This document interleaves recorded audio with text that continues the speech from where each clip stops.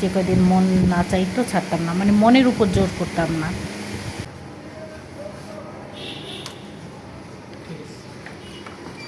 এখানে এই যে দুধ জাল দিতেছি। ছোট পাতিলে দিলে এই ছোট চুলাটায় দেওয়া যায়। আসেন পার্সেলটা দেখাই, খুব দরকারি একটা জিনিস। এখন তো প্রচুর গরম পড়ছে, এই জন্য আমার একটা পাতলা ছেলের জন্য আম কাটলাম। কাঁচা আম প্রায় শেষের দিকে, এখন বিচি শক্ত হয়ে গেছে। সকালে নাস্তা খাইছি গতকালকের মাংস দিয়ে রুটি, এই আলু টালু আছে আর কি। আজকে সকাল থেকে আর ভিডিও করা হয় নাই। শরীরটা অনেক খারাপ, হঠাৎ করেই জ্বর উঠছে, তো সকাল থেকে আর ভিডিও করা হয়নি। এখন চলেন আপনাদের একটু দেখাই আমি আজকে কি রান্না করতেছি। এখন মশলা কষায় নিচ্ছি।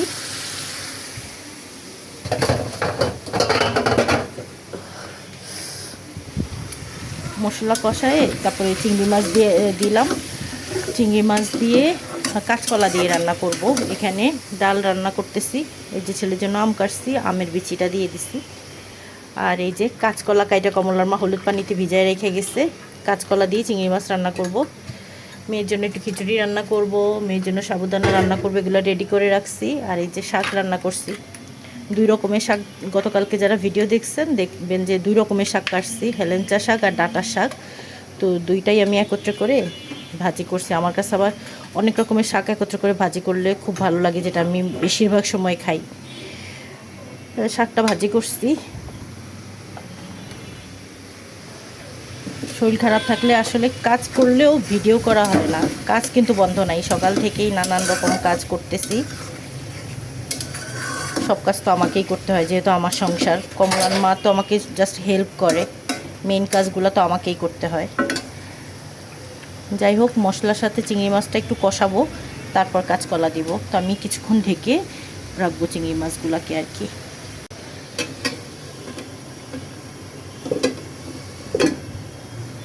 আর এখানে এই যে দুধ জাল দিতেছি। ছোট পাতিলে দিলে এই ছোট চুলাটায় দেওয়া যায়। ডালটা ঘুটে নিব, তারপরে বাগার দেব। চিংড়ি মাছগুলো থেকে খুব সুন্দর ঘ্রাণ বেরিয়েছে। কষাইছি যে, এখন কাঁচকলাগুলো দিয়ে দিচ্ছি। কাঁচকলা হলুদ হইলে সমস্যা নাই, কিন্তু কালো হয়ে গেলে সমস্যা। এই জন্য হলুদ পানিতে ভিজায় রাখছি। অল্প করে রান্না করতেছি সবই, খাওয়া যায় না। আমার জ্বর, আমার ছেলেটার জ্বর, ওর বাবার জ্বর। এখন মেয়েটা শুধু সুস্থ আছে, দেখা যাক কয়দিন থাকে সুস্থ, কারণ আমার জ্বর হইলে ওর হবেই। কাঁচকলা দিয়ে একটু ঢেকে রাখবো, আর একটু কাঁচকলাগুলো একটু কষানো হোক।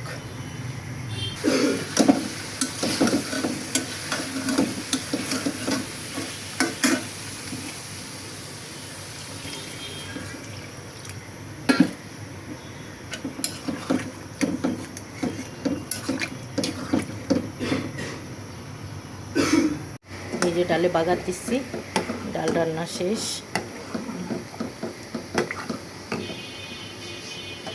অনেকক্ষণ থেকে ফোন আসতেছে, আমার একটা পার্সেল আসবে। এই যে এটা রান্নাও শেষ প্রায়, কাঁচকলা তরকারিটা।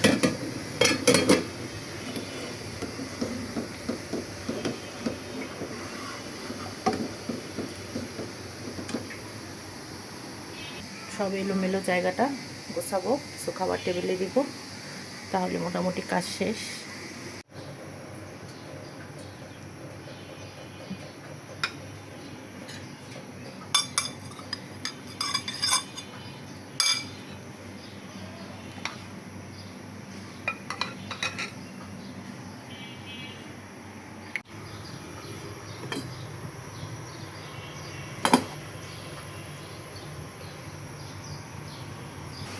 অনেকক্ষণ দাঁড়ায় দাঁড়ায় রান্না করলাম, তো টায়ার্ড লাগতেছে। এখন একটু বসবো।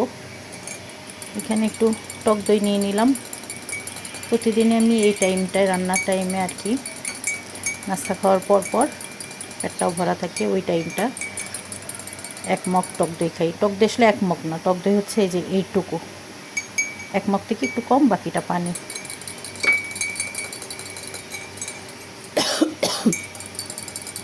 রান্না করতে করতে পুরো শরীর ঘামায়া ভিজে গেছে, আর এই জন্য খুসখুসে কাশি হইতেছে। যেহেতু আমি প্রচুর ঘামাই, এই জন্য আমার এই প্রবলেমগুলো হয়।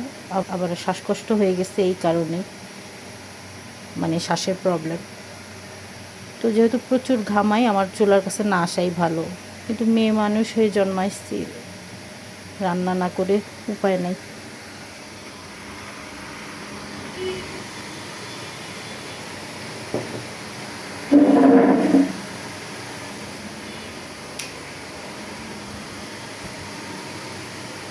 কি রোদ পড়ছে আজকে, বাইরে অনেক রোদ।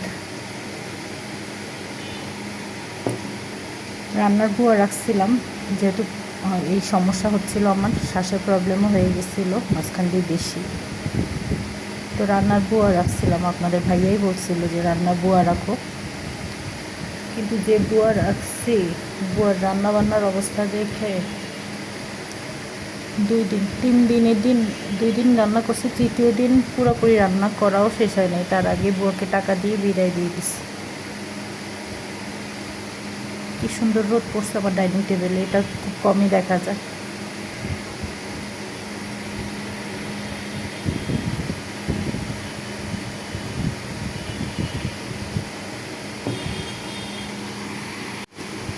অনেক আপুরাই দেখছি সুন্দর সুন্দর কমেন্ট করেন আমার ভিডিওতে।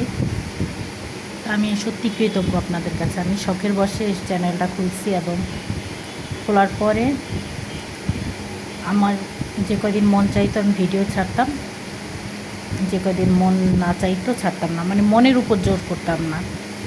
তো এইভাবেই আমি আমার চ্যানেলটা আসলে চালাচ্ছি। বেশ কিছুদিন ভিডিও দেওয়া অফ ছিল, এখন আবার দিচ্ছি।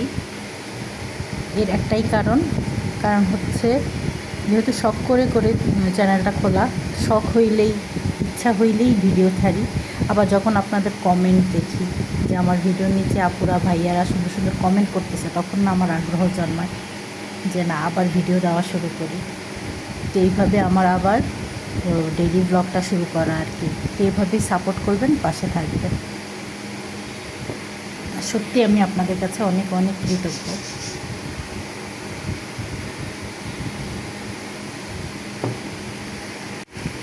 আর আমার এই রান্নার টাইমে জানেন ডেলিভারি বয় আসে।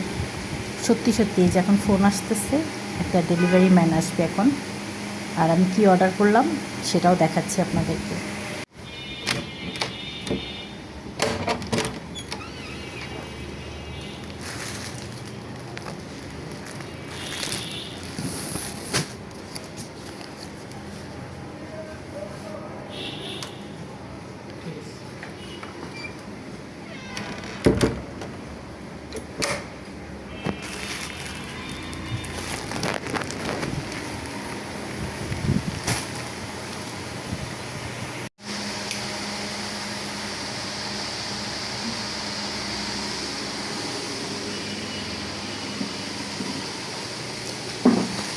আসেন পার্সেলটা দেখাই, খুব দরকারি একটা জিনিস। এখন তো প্রচুর গরম পড়ছে, এই জন্য আমার একটা পাতলা হিজাব দরকার ছিল। এই হচ্ছে সেটা, নামাজের হিজাব আর কি। নামাজের হিজাব কিনতে কিনতে কয়েকটা কিনলাম, বানাইলাম, কিন্তু কোনোটাই মন মতো হইতেছে না, কারণ আমার পাতলা দরকার।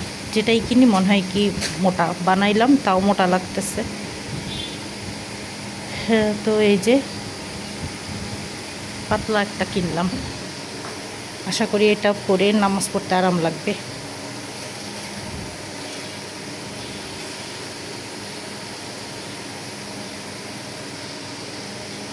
যে হাতা দাম একটু বেশি নিলেও জিনিসটা আমার কাছে ভালো লাগছে। বানাইতে গেলে দেখা যায় এত সুন্দর করে না বানানো যায় না, রেডিমেডটা বেশি সুন্দর হয়। আবার রেডিমেডে কাপড়ের প্রবলেম, মোটা কাপড় দিয়ে দেয় ম্যাক্সিমাম টাইমে, কিন্তু এটা তো চিকেন কাপড়, এটা পাতলা, এই জন্য একটু দাম দিয়ে কিনছি যেন কাপড়টা ভালো দেয়। তো দেখে তো ভালোই মনে হচ্ছে। চিকেন কারি কাপড়, তো কাপড়টা অনেক পাতলা, আমার খুব পছন্দ হয়েছে। আর পরে দেখলাম আরাম আছে, মানে বাতাস বাতাস ঢুকবে আর কি। এই যে এই হচ্ছে পুরা নামাজিনা কাপটা, মুখের সাইডে এরকম আবার লেস লাগানো। চাইলে আবার এই যে সামনে দুইটা রশির মতো দিচ্ছে, মানে ফিতা করে দিছে সুন্দরভাবে, ফিতার মুখে আবার বউ করে দিছে, পরা যাবে, বাঁধা যাবে আর কি চাইলে। বড় আসছে একদম হাঁটুর নিচ পর্যন্ত।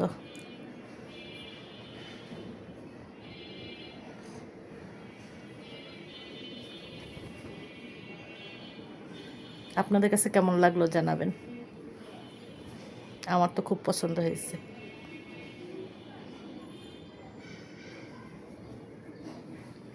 অনেকগুলা কেনার পর এই একটা নামাজের হিজাব মন মতো হইলো আর কি। কিন্তু এই গরম পড়ছে বাবা, এরকম পাতলা হিজাব না পরলে নামাজ পড়া মুশকিল, ঘামায়া ভিজা যাইতে হয়।